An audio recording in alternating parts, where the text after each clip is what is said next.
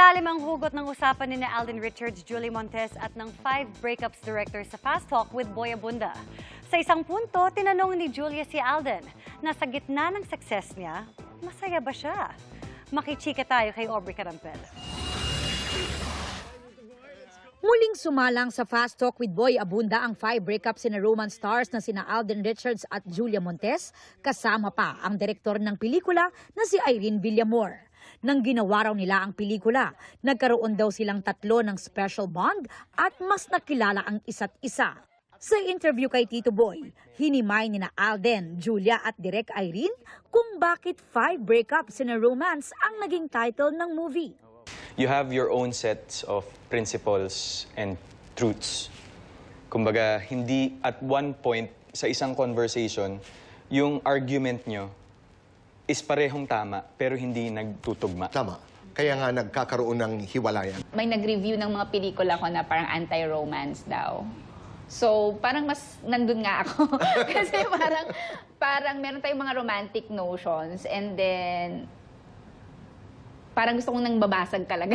Sa isang punto, nagbatuhan ng tanong sina Julia at Alden sa isa't isa. Kasi Alden is successful na lahat yata ng mga ginugoals niya, na-achieve niya. But are you happy? Yes.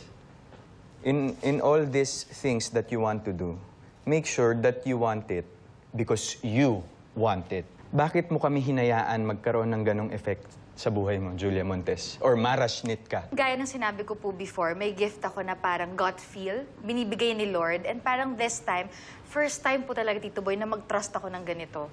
At pinapasok ko talaga sila sa buhay ko without me thinking na magiging friend ko ba talaga sila until the end of this film. Wala nang ganun. Parang sa kanila talaga, you jump, I jump, ganun yung nangyari. Kaya very special, saka iba talaga yung naging connection. Muli ring ipinakita ang viral scene mula sa pelikula ni na Lance at Justine. Kaya naman si Tito Boy napalaban din sa aktingan. And 5, 4, 3, 2, action!